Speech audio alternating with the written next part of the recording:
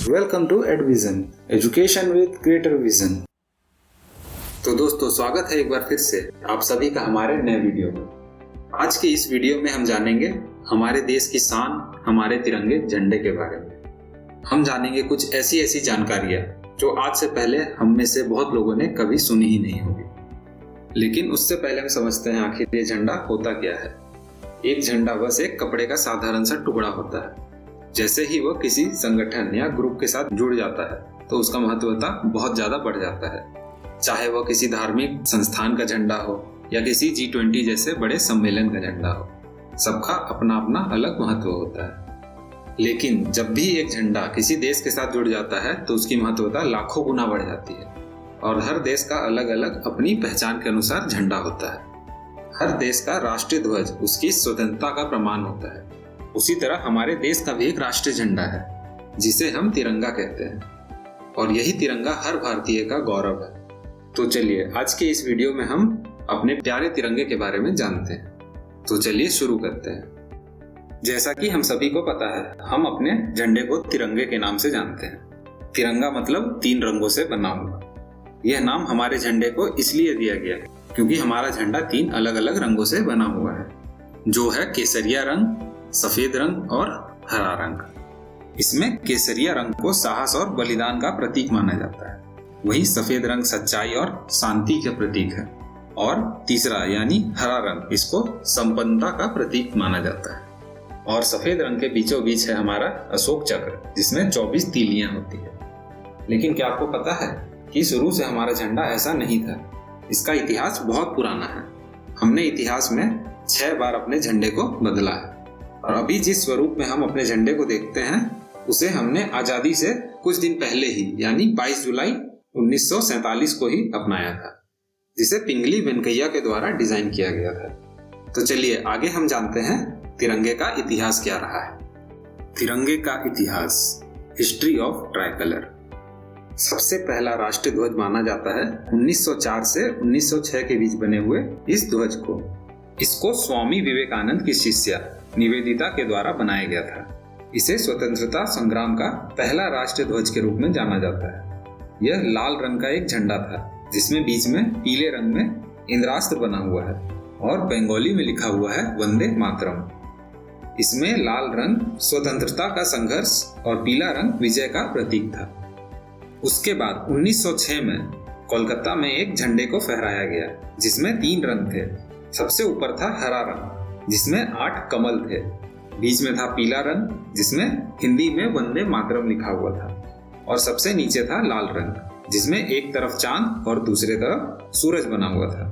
इसे 7 अगस्त 1906 को कोलकाता के पारसी बागान चौक में फहराया गया था। फिर 1907 में फ्रांस में भिखाजी कामा ने पेरिस में एक झंडा फहराया। यह झंडा पिछले झंडे के ही तरह था, लेकिन बस इसमें ऊपर केसरिया रंग था, उसमें 8 कमल के जगह 8 सितारे थे, और बीच में पीले रंग में वंदे मातरम लिखा हुआ था, और सबसे नीचे हरा रंग था जिसमें चांद और सूरज बना हुआ था। इसको बर्लिन कमेटी फ्लैग भी कहा जाता है।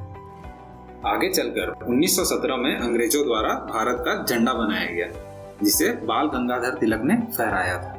इसके ऊपर बाएं कोने में अंग्रेजों का ध्वज यूनियन जैक बना हुआ था। झंडे में 5 लाल और 4 हरे रंग की पट्टियां थी। इसमें 7 सितारे थे जो सप्त ऋषियों का प्रतीक थे, और ऊपर के दाएं कोने में चांद और तारे बने हुए थे। उसके बाद 1921 में कांग्रेस अधिवेशन के दौरान गांधी जी को एक सदस्य ने झंडा दिखाया जिसमें बस 2 रंग थे, लाल और हरा। गांधी जी के सुझाव के बाद उसमें सफेद रंग और चरखा जोड़ दिया गया। इसमें ऊपर सफेद, नीचे हरा और उसके नीचे लाल रंग था, और बीच में एक चरखा बना हुआ था। फिर आगे चलकर 1931 में कांग्रेस ने एक नए ध्वज को मान्यता दी क्योंकि पिछले ध्वज से बहुत से लोग नाखुश थे। पिंगली वेंकैया ने इस नए ध्वज का निर्माण किया। उन्होंने इसे 3 रंगों का इस्तेमाल करके बनाया, जिसमें सबसे ऊपर था केसरिया रंग, सबसे नीचे था हरा रंग और बीच में सफेद रंग, और फिर बीच में सफेद रंग की पट्टी में एक चरखा बना हुआ था। सुभाष चंद्र बोस की आजाद हिंद फौज ने भी इस झंडे को अपनाया था।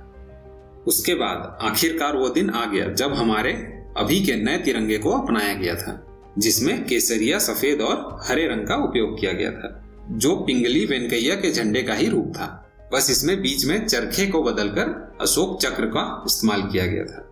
इसे 22 जुलाई 1947 को डॉक्टर राजेंद्र प्रसाद की अगुवाई में अपनाया गया और फिर पहली बार 15 अगस्त 1947 को जब हमारा देश आजाद हुआ तब हमारे इस तिरंगे को सबसे पहली बार लहराया गया। अब तक इस वीडियो में हमने झंडे का इतिहास और विकास के बारे में जाना। हमने जाना कि आखिर कैसे हमारे तिरंगे के झंडे का निर्माण हुआ, जो आज हम अपने घर पर, अपने कार्यालय पर या बाइक, कार, कहीं पर भी जहां हमारी मर्जी हो वहां हम इसे फहरा सकते हैं। लेकिन क्या आपको पता है 2002 से पहले हम ये नहीं कर सकते थे। हम जहां हमारी मर्जी वहां हम झंडा नहीं फहरा सकते थे। जी हाँ, बिल्कुल सही सुना आपने। हम 2002 से पहले आज की तरह झंडा नहीं फहरा सकते थे। यह बस कुछ एक सरकारी कार्यालय, प्रधानमंत्री, राष्ट्रपति तक ही सीमित था और अगर कोई और झंडा फहराता तो उस पर कानूनी कार्रवाई तक हो सकती थी। आम पब्लिक को बस गिने चुने दिन ही झंडा फहराने की छूट थी, जैसे गणतंत्र दिवस या स्वतंत्रता दिवस। तो आइए अब हम जानते हैं यह नियम कैसे, क्यों और किसके कारण बदला। बात है साल 2002 की, जब हमारे देश के एक उद्योगपति नवीन जिंदल ने जानबूझकर फ्लैग कोड का उल्लंघन करते हुए अपने कार्यालय में झंडा फहरा दिया, जिसके बाद उनका झंडा जब्त कर लिया गया और उन पर कानूनी मुकदमा चलाने की बात कही गई।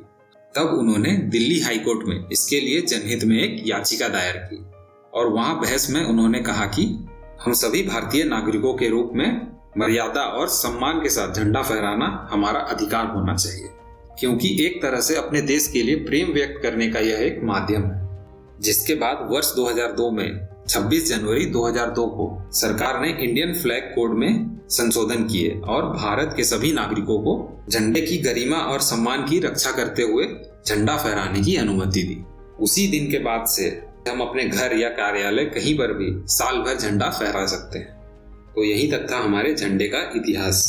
आज के वीडियो में बस इतना ही। मिलते हैं अगली वीडियो में। जय हिंद।